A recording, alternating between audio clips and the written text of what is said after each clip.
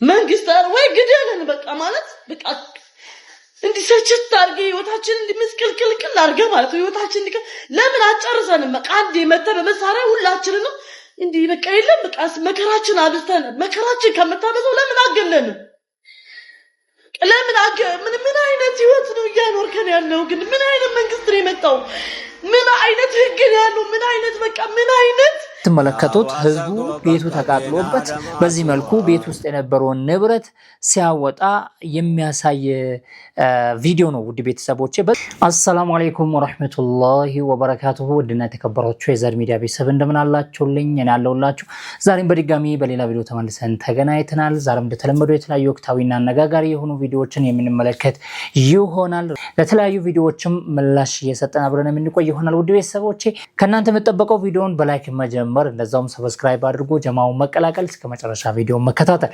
አብራችሁን ቆዩ ውድ ቤተሰቦች እንግዲህ አሳዛኝ የተባለ መረጃ ተሰምቷል እሱን በማስቀደም የዛሬ ቪዲዮአችንን እንጀምራለን ማለት ነው ውድ ቤተሰቦቼ እንግዲህ ከወደ አርሲ ትላንትና እንግዲህ አሳኮ ላይ ተከስቶ የነበረውን ሁላችንም የምናውቀው ነው እንግዲህ በጣም መነጋገሪያ የነበረ ጉዳይ ነው ህዝብን ተጨፍጭፈዋል እንደዛውም ቤተክርስቲያንም ተቃጥሏል የታወቀ ነው በግልጽ ወጥቶ ያየነው ነገር ነው ዛሬ ደግሞ ወደ ሱሬ ወረዳ የተሸጋገረ ይመስላል ማለት ነው እዛ አካባቢ ላይ ነዋሪዎቹ የሚበዙት ነዋሪዎቹ ሙስሊም ናቸው አብዛኞች ያው እዛ አካባቢ ላይ ያሉት ሙስሊም በዝናቸው እንግዲህ ብዙዎች ተገድሎ ከቤታቸውም ከቀያቸውም ተፈናቅሎ አሁን ላይ እንግዲህ ጫካ ሰው ማይኖርበት ሰው ማይቀመጥበት ጫካ ውስጥ እየኖሩ ይገኛሉ ለ8 ቀናት አካባቢ እንግዲህ ያሉት ጫካ ውስጥ ነው ሜዳ ላይ ነው የሰፈሩት ማለት ነው እንግዲህ በእነዚህ ንጹሃኖች ላይ የመሰለ እርምጃ የወሰደው አካል ሸኔ መሆኑ ነው እየተነገረ ያለው ማለት ነው ትላንትናም እንደዛ ሲያደርግ የነበረው ሸኔ ዛሬም እነዚህ ንጹሃኖች ላይ ይሄንን ጥቃት የፈጸመው ሸኔ ነው እየተባለ ያለው ህዝቡ ማህበረሰቡም እየተናገረ ያለው ይሄንን ነው ይሄንን ደግሞ መከላከል የሚችለው የመንግስት አካል መሆኑንም አስረግጦ እየተናገሩና እንደዛው ከዚህ በፊትም ሲጠይቁት እንደነበረና እስካሁን ምንም መፍትሄ ማግኘት እንዳልቻሉም ጭምር ተናግሯሉ ማለት ነው አሁን ላይ ለነዚህ ንጹሃኖች ተለያዩ ርብርቦች እየተደረገላቸው የተለያዩ እርዳታዎች እየተደረገላቸው ይገኛሉ ማለት ነው እንግዲህ በጣም የሚያሳዝን ጉዳይ ነው እንግዲህ ይሄ ጥቃት ከተፈጸመባቸው ሳምንት ሆኗል ወደ 8 ቀናት አካባቢ ሆኗል ነው እየተባለ ያለው ነገር ግን እስካሁን ድምጽ የሆነና እስካሁን ወጥቶ የተናገረ በትላንትናው ልክ ትላንትና ስላችሁ በአሳኮ ላይ ኦርቶዶክሳውያኖች ተጨፍጨፉ ቤተክርስቲያን ተቃጠለች ብሎ ሲናገሩ የነበሩት በዛ ልክ ዛሬ ለነዚህ ንጹሃኖችን መናገር ሲኖርባቸው ነገር ግን ዝምታቸውን የመረጡ ይመስላል ማለት ነው እስካሁን ምንም ያየነው ነገር የለም ለማንኛውም ሰብአዊነት ሊሰማን ይገባል ሁማኒቲ የሚባለው ነገር አለ ለነዛም በጨውነው ልክ ለነዚዎችም መጨው አለብን ለነዛ ንጹሃኖች ድምጽ በሆነው ልክ ለነዚዎችም ድምጽ መሆን አለብን ብዬ አስባለሁ ማለት ነው እስቲ አንዳንድ ቪዲዮዎችን ላስመለክታችሁ ተመለከቱት ህዝቡ ቤቱ ተቃጥሎበት በዚህ መልኩ ቤት ውስጥ የነበረውን ንብረት ሲያወጣ የሚያሳይ ቪዲዮ ነው ውድ ቤተሰቦቼ በዚህ መልኩ ነው ህዝቡ ንጹሃኖቹ በዚህ መልኩ ነው የተቸገሩት ማለት ነው እንግዲህ እዚህ ጋር ሸኔን የሚል አካል ማለት ነው ተመልከት ለኦሮሞ ታጋይ ነው የሚባለው የስም ማለት ነው የስም ለኦሮሞ ነው የምታገለው የሚል አካል ነው ውድ ቤተሰቦቼ ነገር ግን መልሶ ጥቃቱን የሚፈጽመው በንጹሃኖች ላይ እኔ ምን እየጠቀመ እንዳለ ነው ኦሮሞን ምን እየጠቀመ እንዳለ ነው ግራ አይገባኝ መንገድን ከመዝጋት መንገድ ከማቋረጥ ውጪ ምንድነው የሰራው ለዚህ ኦሮሞ ህዝብ ምንድነው ያተረፈው ሸኔ ኦር አባው የሚባለው ምንድነው ያተረፈው ውድ ቤተሰቦች ድሮና ቃልን አባው ሲባል በታሪክም ሲንሰማ ትልልቅ ጀነራሎች ነበሩ ለኡነት የቆሙና ውሸትን የተጋፈጡ ትልልቅ ጀነራሎች ነበሩ ከዚህ በፊት ማለት ነው እና አፄ ኃይለ ሥላሴን እና ደርጊን የተጋፈጡ ከፊት ለፊታቸው ቆሞ ለህዝባቸው ሲታገሉ የነበሩ ኡነተኛ የሆኑ አባዎች ማለት ነው ዛሬ ላይ ያለው ግን በጣም አሳፋሪ የሆኑ ድርጊቶችን እየፈጸመ ነው የሚገኘው ማለት እንደነ ጀነራል ዋቆ ጉቱን እንደነ ጀነራል ታደሳ ብሩን ስም እያጠፉን አሉት ማለት ነው። እነዚህዎች እነሱ ባመጡት ስም እነዚህዎች እየነገዱ ነው የሚገኙት ማለት ነው። በጣም በጣም በጣም የሚያሳፍር ድርጊት ማለት ነው። አንዳንድ ፖለቲከኞች ደግሞ መንግስት ራሱ ነው ይሄንን ያደረገው እያሉ ነው። እንግዲህ መንግስት ራሱ ነው ይሄንን ያደረገው ነው እያሉ አሉት። እኔ መንግስት ይሄንን ያደርጋል ብዬ አላምንም ፈጽሞ ማለት ነው። መንግስት ማድረግ ከፈለገ የሚፈራው አካል የለም፣ ማድረግ ይችላል። ግን ንጹሃኖች ላይ እንደዚህ አይነት ድርጊት ይፈጽማል ብዬ ፈጽሞ አላምንም። መንግስት ምን ያተርፋል? አሁን እነዚህዎችን አፈናቅሎ መንግስት ምንድነው የሚያተርፈው? እና አሁን ላይ በአርሲ አካባቢ ላይ ያለው ነገር በጣም የሚያሳዝንና ንጹሃኖችን ዋጋ እያስከፈለ ያለ ነገር ነው ያለውና እጅግ የሚያሳዝን ልብን የሚነካ ትኩረት ሊሰጥበት የሚገባ መንግስትም ፊቱን ወደዛ አዙሮ ሊሰራበት የሚገባ ጉዳይ ነው፣ ቦታ ነው። ቦታውም መንግስት ሊሰራበት ይገባል ብዬ አስባለሁ ማለት ነው። እነዚህ ንጹሃኖችን ያፈናቀሉት አካል ከዛ ከአካባቢው እስካልወጡ ድረስ አሁንም አርሲ ላይ ሰላም ሊመጣ አይችልም።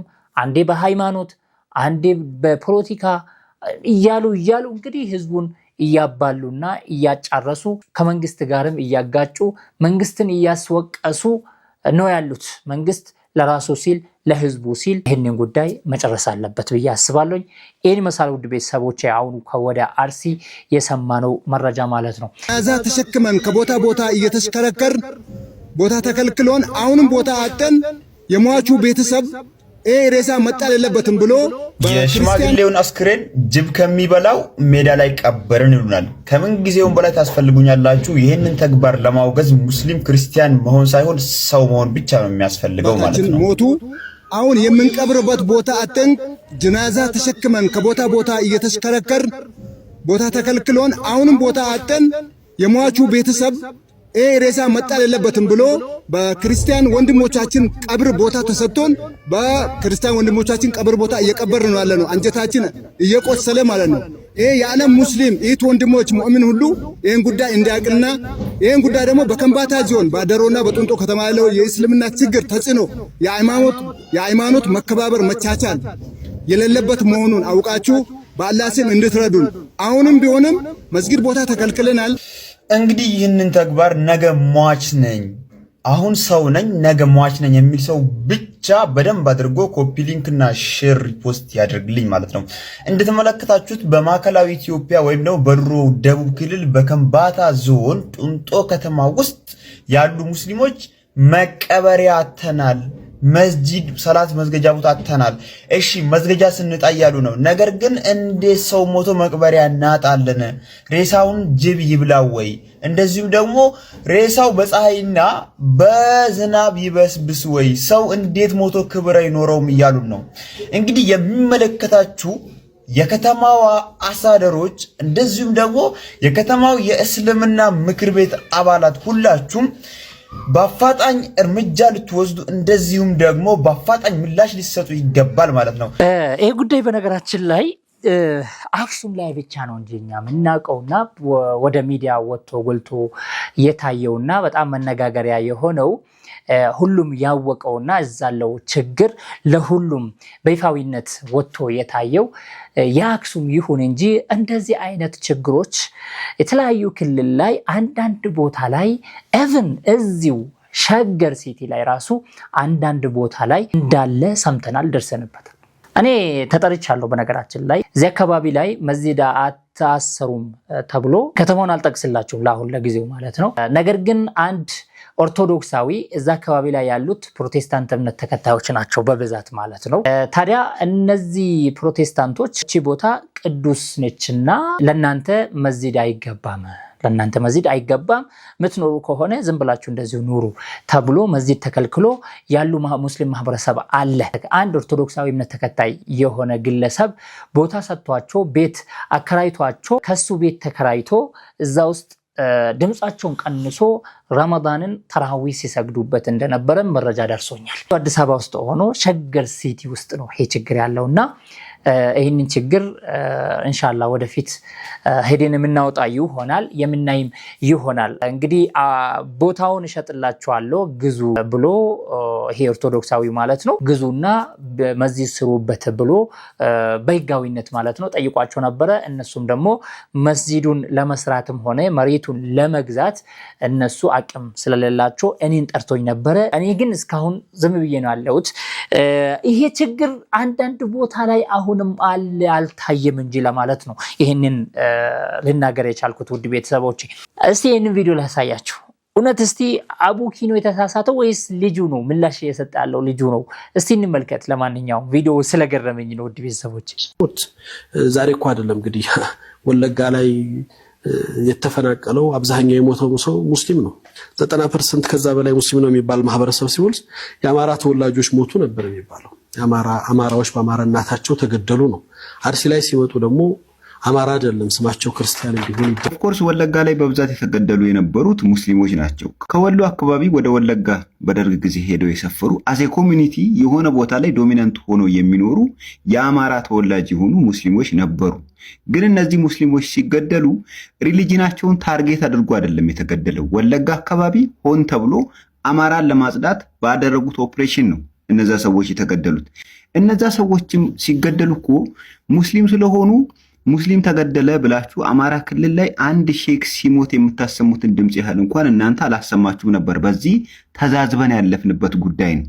ኦሮሚያ ውስጥ ሙስሊሞች ሲበደሉ፣ ሙስሊሞች ሲገደሉ ምንም አይነት ድምጽ ሳታሰሙ ጸጥ ብላችሁ የምታርፉ ሰዎች ናችሁ፣ እናውቃችኋለን። አማራ ክልል ግን አንድ የመስጊድ ሙአዚን ተገደለ ብላችሁ መላው ኦሮሚያ ክልልና ደቡብ ክልል ላይ ሰላማዊ ሰልፍ ስትወጡ እናስታውሳለን። የአርሲው ጭፍጨፋ አማራ ተገደለ እንዲባል ያልሆነበት ዋናው ምክንያት ምንድን ነው? አንድ ጭፍጨፋው ሲካሄድ የነበረው በአብዛኛውን ጊዜ በቤተ ክርስቲያን ውስጥ ነው። ቤተ ክርስቲያን ውስጥ ሊያመልክ የሄደን ሰው መሳሪያ ይዞ መጥቶ ያልታጠቀን ሰው ከገደለ ያ ገዳይ ግሩፕ የመጣው የሆነን ሪሊጂየስ ግሩፕ ታርጌት አድርጎ ለመግደል ነው። ገሉ አላበቃም፣ ቤተ ክርስቲያን አቃጥሎ ነው ሄደው። ስለዚህ ቤተ ክርስቲያን ውስጥ የነበሩት ሲያመልኩ የነበሩት ሰዎች ኦርቶዶክሳውያን ናቸው። ኦሮሞ ሊሆኑ ይችላሉ፣ ሌላ ብሔር ሊሆኑ ይችላሉ፣ አማራ ሊሆኑ ይችላሉ። ግን ቤተ ክርስቲያን ውስጥ የነበሩ ኦርቶዶክሳውያን ናቸው። ስለዚህ ቤተ ክርስቲያን ውስጥ ተገደለ ተብሎ ቤተ ክርስቲያን ውስጥ ለነበሩ ሰዎች ብሔር ይሰጣቸው ወይስ ቁጥራቸው አማራ ይሄን ያህል ኦሮሞ ይሄን ያህል ተብሎ የብሔር ታርጋ ይለጠፍባቸው? ምን አይነት አስተሳሰብ ነው ያላችሁ? ያላችሁበትን ቦታና የቆማችሁበትን ጥግ በስህተትም ቢሆን ማንነታችሁን እያሳያችሁን ነው። አርሲ ላይ የተገደሉት ኦርቶዶክሳውያን ተቃጠለውን ቤተክርስቲያን ነው። ወለጋ ስንመጣ ግን ኢቭን በብዙ ቁጥሮች የተገደሉትና የተፈናቀሉት ሙስሊሞች ከሆኑ እንኳን በዛ ሰዓት ለነበረው ለተገደለው ማህበረሰብ ድምጽ ሲያሰማ የነበረው አማራው ነበር። እኛም ልክ እንዳንተ ነው የምንለው። አየህ በወለጋ መስጂድ ላይ ታርጌት ተደርጎ መስጂድ ተቃጥሎ አይደለም ኦር ደግሞ መስጂድ ውስጥ ገብቶ ሙስሊሞችን አልገደሉም። ነገር ግን በብሔራቸው ምክንያት እዛ ጋር የተጨፈጨፉት አብዛኞቹ ሙስሊሞች ናቸው ነው ኡስታዝ አቡኪም የተናገረው ማለት ነው። ነገር ግን ሙስሊሞች ብቻ ላይ ታርጌት ተደርጎ አታክ የተደረገ ነገር አይደለም ወለጋ ላይ የተከሰተው ማለት ነው። በብሔር አማራ ስለሆኑ ብቻ አንተ እንዳልከው የተደረገ ነገር ነው። ነገር ግን እዛ ሰፍሮ የነበሩት ማህበረሰብ ሙስሊሞች ናቸው ነው። አየህ ዛሬ ወደ አርሲ ስንመጣ ታርጌት የተደረጉት እነዚህ ኦርቶዶክሳውያኖች ናቸው። አማራም ይሁኑ ኦሮሞ ኦርቶዶክሳውያኖች ናቸው ነው ያልከን። እንደገና ደግሞ በቤተ ክርስቲያን ውስጥ መሆኑ ደግሞ የሃይማኖት ጥቃት ይመስላል። እንደዛ ነው እያልከን ያለውና እኛም ይሄንን ነው የምንለው። የአርሲው እንኳን እንተው ሙስሊሞችም ተገድለዋል። ሙስሊሙም የተገደሉ ሙስሊሞችም ነበሩ፣ ክርስቲያን ብቻ አይደለም አንተ እንደምትለው ማለት ነው። ዛሬም ይኸው ሙስሊም በዝ የሆነች አካባቢ ላይ ጥቃት ፈጽሞ ሸኔዎች ንጹሃኖች ከቀያቸው ተፈናቅሎ ጫካ ውስጥ ነው እየኖሩ ያሉት ማለት ነው። የቻለው እዛ ድረስ እየሄደ እርዳታ እያደረገላቸው ነው ያለው። ተመልከት እንግዲህ ትላንትና እንደዚህ ስትል ነበረ፣ ዛሬስ ምንድን ነው የምትለው? እዚህ ጋር ሙስሊሙ ተጨፈጨፈሽ ምንድን ነው የምትለው? ሙስሊሙ ብቻ አይደለም ኦርቶዶክሳውያኖችም አሉበት፣ አብዛኛው ግን ሙስሊም ነው። ትላንትና ደግሞ አብዛኛው ኦርቶዶክሳዊ ነበረ፣ ሙስሊምም ጭምር ነበር፣ ሙስሊምም ነበረበት። ወደ አማራ ላይ አንድ ኢማም ኦር አንድ ሼክ ኦር አንድ ሙአዚን ተገደለ ብላችሁ ድምጽ የምትሆኑትን ያክል ለወለጋ ተፈናቃዮች ድምጽ አልሆናችሁም በወቅቱም ብለህ ለመውቀስ ሞክረሃል። አሁንም አንተ እንዳልከው ጥቃቱ ያነጣጠረው በሙስሊምና ሙስሊም ብቻ ላይ ነበር። አማራ ክልል ላይ መስጂድ ተገብቶ ኢማሙ አዛን እያለ ያለው ሙአዚን ያሰገደ የነበረውን ሼክ ኢማሙ የመስጂዱን ኢማም ላይ ፎከስ አድርጎ እነዚህ አሸባሪዎች አታክ አድርጓሉ፣ ጥቃታቸውን ፈጽመዋል። እነማን ላይ ነው የፈጸሙት? በብሔራቸው አማራ የሆኑ ነገር ግን ሙስሊም። ስለዚህ እዛ ጋር ጎልቶ የሚታየው የሃይማኖት ጦርነት ለሙስሊም ያላችሁትን ጥላቻ የሚያሳይ ነገር ነው። ከአርሲ ጋርም ከወለጋ ጋርም አገናኝተ ምታነጻጽረው ምታወዳድረው ነገር አይደለም። ምክንያቱም እዛ ጋር የአማራ ተወላጅ የሆኑ መሻይኾች ናቸው የተገደሉት፣ ሙአዚኖች ናቸው የተገደሉት። በዛ ላይ ደግሞ መስጂድ ተገብቶ ነው አታክ የተደረጉት። ስለዚህ ከወለጋ ጋር እንዴት ይገናኛል? እዛ ጋር ኦርቶዶክሳውያኖች ተገድሎ ቢሆን ኑሮ እውነትም እነዚህዎች ኦርቶዶክስም ተገድሏሉ ሙስሊሙም ተገድሏል ብለን እንተው ነበረ፣ ኦር ደግሞ ድምጽ እንሆናለን ለሁለቱም ማለት ነው። ነገር ግን እዛ ጋር ያነጣጠረው ሙስሊሙና ሙስሊሙ ላይ ብቻ ነበር። ለመስገድ መስጂድ የገባውን ስወጣ ጠብቃችሁ አታክ የምታረጉት ለምን ሲባል ነው? ስልጤ ስለሆነ ኦር ጉራጌ ስለሆነ ኦር ኦሮሞ ስለሆነ ኦር አፋር ስለሆነ ኦር ሶማሌ ስለሆነ አይደለም። የናንተው የአማራ ብሔር ተወላጅ የሆነውን ግለሰብ ሙስሊም በመሆኑ ብቻ ስታጠቁ ስትገድሉ ተመልክተናል። ስለዚህ እንዴት ከአርሲውና ከወለጋው ጥቃት ጋር እንዴት ይገናኛል? እንዴት ይመሳሰል? አይመሳሰልም፣ አይገናኝም። ስለዚህ አሁንም አተሳሰባችሁን ብታስተካክሉ ይህን ሜንታል ብታርሙ ጥሩ ነው ብዬ ነው ማስበው። ቁጥር የሌለው ሙስሊም በእምነቱ ሲገፋ በግልጽ ጦርነት ታውጆበት መስጊድ ለማቃጠል ተመቶ በአንድ ምሽት 4-5 መስጊድ ሲቃጠል አይተናል፣ ሰምተናል። ከቤተ ክርስቲያን እየተጨፈረ ተወጥቶ ባለፉት በጣም በጥቂት ዓመታት ጊዜያቶች ውስጥ እንግዲህ አማራ ክልል እስቴን ጨምረህ ጎንደር፣ ሞጣ ተያያዥ አካባቢዎች ላይ በየቦታዎቹ ላይ በወለጋም በሌሎች አካባቢዎች ላይ ቀብራት ቀብሩም ተብሎ ጎንደር ላይ ጀናዛ ቁሙ መሳሪያ ተደግኖ መስጊድ ላይ ተኩስ ተከፍቷል። ሰዎች ተገለዋል፣ ታስረዋል። እነዚህ ሁሉ ጉዳዮች ሲደርሱ ሌሎቹም በየቁጥር ልንጠራቸው በጊዜ ልናወሳቸው የምንችለው ጉዳዮች ናቸው። እነዚህ ጉዳዮች ሲደረጉ አንድም ጊዜ እንደ እስልምና ሃይማኖት መምህርም እንደ ሃይማኖት ተቋማትም ድርጊቱ ህገወጥ ተግባር ነው፣ ድርጊቱ ህገወጥ ተግባር ነው ስንል የነበረው ራሱ ማለት ነው። ይህን ያደረጉት አካል ላይ እርምጃ ይወሰድባቸው፣ እነዚዎች ላደረጉት ነገር ዋጋ መክፈል አለባቸው ስንል ነበር እንጂ እከሌ እንደዚህ ያደረገ ብለን እንኳን ሃይማኖትን ከሃይማኖት ጋር ለማጋጨት አልሞከርንም። በነገራችን ላይ ማለት ነው ሃይማኖትን ከሃይማኖት ለማጋጨት ሙስሊሙን ከክርስቲያን ጋር ለማጋጨት አልሞከርንም። ዛሬ ግን ተነሱ፣ ፍለጡ፣ ግረፉ፣ አናታቸውን በሏቸው እየተባለ ያለው ሙስሊሙን ከክርስቲያን ጋር ክርስቲያኑን ከሙስሊም ጋር ለማጋጨት ታስቦ እየተደረገ ያለውና እየተፈጸመ ያለው ድርጊት ነው። ዛሬ ግን አርሲ ላይ ይሄ ተከሰተ ተብሎ ቤተክርስቲያን ተጎድታለች፣ እከሌ እንደዚህ ያደረገ ነው፣ እከሌ እንደዚህ ያደረገ ነው፣ እነሱ ናቸው አደራጅቶ እንደዚህ ያደረጉ አሉት፣ ስለዚህ እነሱን ተደራጁ፣ ግንባራቸውን በሉ ምናምን አላልንም እኛ። እናንተ ግን ዛሬ በቤተክርስቲያን ደረጃ ሃይማኖትን ከሃይማኖት ለማጋጨት ሙስሊሙንና ክርስቲያኑን ለማጨፋጨፍ እየሄዳችሁ ያላችሁት ርቀት በጣም የሚገርም ነው። እኛ እኮ ያ ሁሉ መስጂድ ተቃጥሎ ያ ሁሉ ተማሪ ከትምህርት ቤታቸው በሂጃባቸው ምክንያት ከትምህርት ገበታቸው ተባሮ እንኳን እኛ እነሱ ናቸው እንደዚህ ያደረጉን እርምጃ ይወሰድባቸው ኦር እንደዚህ እናደርግ እንደራጅ እንደዚህ እንፈጽም አላልንም። ነገር ግን ዋናው ፖይንታችን ምንድነው? እናንተ የኛ ላይ ያ ሁሉ ጉዳትና ያ ሁሉ በደል ያ ሁሉ ግፍ ደርሶብን ዛሬ እናንተ ያላችሁ ያላችሁትን አላልንም ነው። እዚች ሀገር ላይ ከሙስሊሙ በላይ ተበዳይ የለም። ከሙስሊሙ በላይ ከሁሉም ነገር ተገሎ አታክ የተደረገው ከሙስሊሙ በላይ የለም እዚች ሀገር ላይ። ነገር ግን እንደዛም ሆኖ ከሙስሊሙ በላይ ዝም ያለም የለም። ከሙስሊሙ በላይ ለሀገሪቷ ሰላምና ደህንነት አስቦ ዝምታውን የመረጠ አካል የለም። ይሄ ሊታወቅ ይገባል። ይሄንን ነው ኡስታዙም ለመግለጽ የሞከረው። ያ ነው። እሺ ከሰሞኑ በጣም መነጋገሪያ ወደ ሆነው ቪዲዮ ደግሞ ልውሰዳችሁ።